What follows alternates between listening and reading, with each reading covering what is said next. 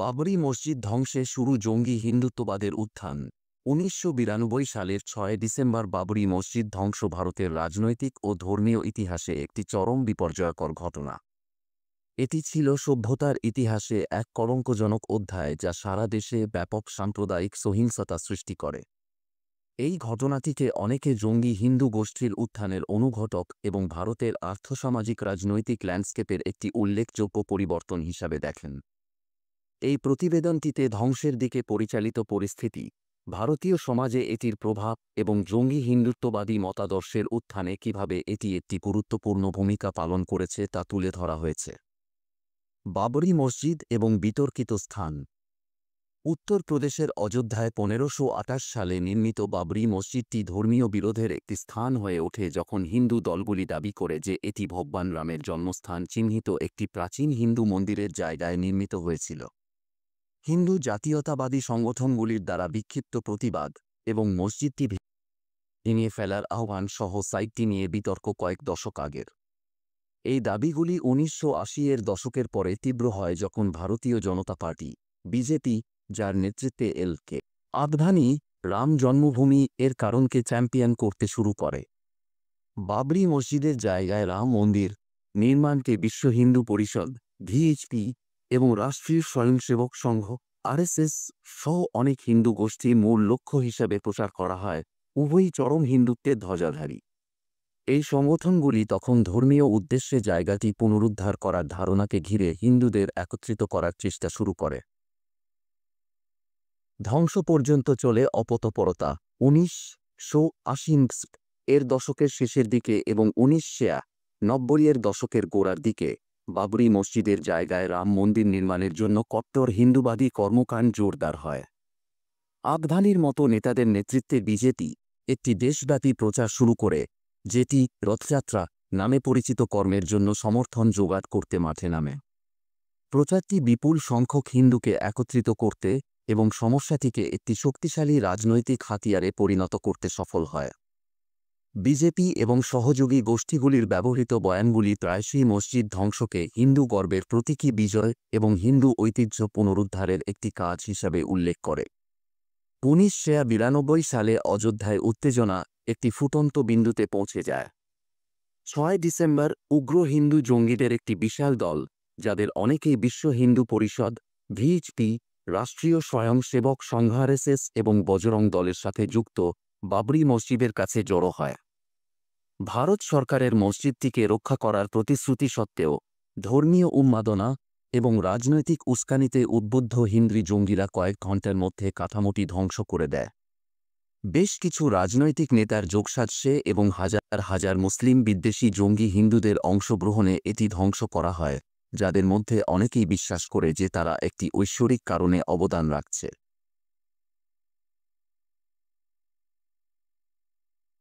তাৎক্ষণিক প্রতিক্রিয়া ও সাম্প্রদায়িক দাঙ্গা। বাবরি মসজিদ ধ্বংসের ফলে ভারত জুড়ে ব্যাপক সাম্প্রদায়িক দাঙ্গা শুরু হয়। হিন্দু ও মুসলমানদের মধ্যে সহিংস সংঘর্ষের ফলে হাজার হাজার মানুষ মারা যায়, আহত হয় এবং সম্পত্তির ব্যাপক ধ্বংসযজ্ঞ ঘটে। মুম্বাই, সুরাট এবং আহমেদাবাদের মতো শহরগুলিতে সহিংসতা বিশেষভাবে গুরুতর ছিল। বাবরি মসজিদ ধ্বংসের পর পাকিস্তান ও বাংলাদেশ জুড়ে হিন্দু মন্দির এবং ধর্মীয় স্থানগুলিতে প্রতিশোধমূলক আক্রমণের একটি সিরিজও ছড়িয়ে পড়ে, যা ভারতের মুসলিম এবং হিন্দু জনগোষ্ঠীর মধ্যে ধর্মীয় বিদ্বেষকে আরও বাড়িয়ে তোলে। দাঙ্গা দমাতে সরকারের নিষ্ক্রিয়তা এবং কার্যকর আইন প্রয়োগের অভাব ব্যাপকভাবে সমালোচিত হয়। এই ঘটনাটিকে অনেকে ধর্মনিরপেক্ষতা বজায় রাখতে এবং ধর্মীয় সংখ্যালঘুদের সুরক্ষায় রাষ্ট্রের ব্যর্থতা হিসাবে দেখেন, দেশে হিন্দু মুসলিম সম্পর্ককে আরও মেরুকরণ করে। জঙ্গি হিন্দু ও হিন্দুত্ব মতাদর্শের উত্থান। বাবরি মসজিদ ধ্বংস ভারতে জঙ্গি হিন্দু জাতীয়তাবাদের উত্থানে উল্লেখযোগ্যভাবে অবদান রাখে। ঘটনাটি বিভিন্ন হিন্দু জাতীয়তাবাদী দলকে উৎসাহিত করে, যাদের মধ্যে অনেকেই মসজিদ ধ্বংসকে হিন্দুদের জন্য বিজয় হিসাবে দেখে। মসজিদ স্থলে মন্দির নির্মাণের প্রচারে নেতৃত্ব দেয় বিজেপি এই ঘটনা থেকে যথেষ্ট রাজনৈতিক পুঁজি অর্জন করে এবং তাদের হিন্দু ভোটারদের ভিত্তি তৈরি করতে এটি ব্যবহার করে। মসজিদ ধ্বংসের পরে হিন্দুত্ববাদী আদর্শ, যা একটি হিন্দু জাতি প্রতিষ্ঠার আহ্বান জানায়, উল্লেখযোগ্য আকর্ষণ লাভ করে। আরএসএস এবং অন্যান্য সহযোগী সংগঠনগুলি একটি অবিভক্ত হিন্দু ভারতের ধারণা প্রচার করে, যেখানে হিন্দু ধর্ম ও সংস্কৃতি এবং মূল্যবোধ প্রাধান্য পাবে জনজীবনে। এই দলগুলি ভারতের মুসলিম জনসংখ্যার প্রান্তিককরণ এবং ধর্মনিরপেক্ষ আদর্শের অবক্ষয়ের পক্ষেও সমর্থন করে। জঙ্গি হিন্দুদের উত্থানকে বিজেপি এবং তাদের মিত্রদের সাফল্যের জন্য দায়ী করা যেতে পারে, যে বিষয়টিকে হিন্দু গর্ব এবং পরিচয়ের জন্য সংগ্রাম হিসাবে তৈরি করা হয়েছে। রাম জন্মভূমি আন্দোলন ঘিরে বয়ান, বিশেষ করে একটি রাম মন্দির নির্মাণের আহ্বান, শুধুমাত্র ধর্মীয় উৎসাহীদের মধ্যে নয়, সাধারণ স্বার্থসন্ধানীদের একটি অংশের মধ্যেও সমর্থন অর্জন করে। এটি রাজনৈতিক আলোচনাকে আরও আক্রমণাত্মক হিন্দু জাতীয়তাবাদী রূপের দিকে নিয়ে যেতে সাহায্য করেছে, যেখানে অন্যান্য ধর্মীয় সম্প্রদায়ের সাথে সহনশীলতা এবং সহাবস্থানকে ক্রমবর্ধমানভাবে গৌণ হিসাবে দেখা হয়। রাজনৈতিক প্রভাব এবং দীর্ঘমেয়াদী পরিণতি। বাবরি মসজিদ ধ্বংস এবং পরবর্তীতে জঙ্গি হিন্দুত্বের উত্থান ভারতীয় রাজনীতিতে দীর্ঘস্থায়ী প্রভাব ফেলে। ইস্যুটিকে একটি বড় রাজনৈতিক সমাবেশে পরিণত করার ক্ষেত্রে বিজেপির সাফল্য ভারতীয় রাজনীতিতে দলের উচ্চতর পথ প্রশস্ত করে।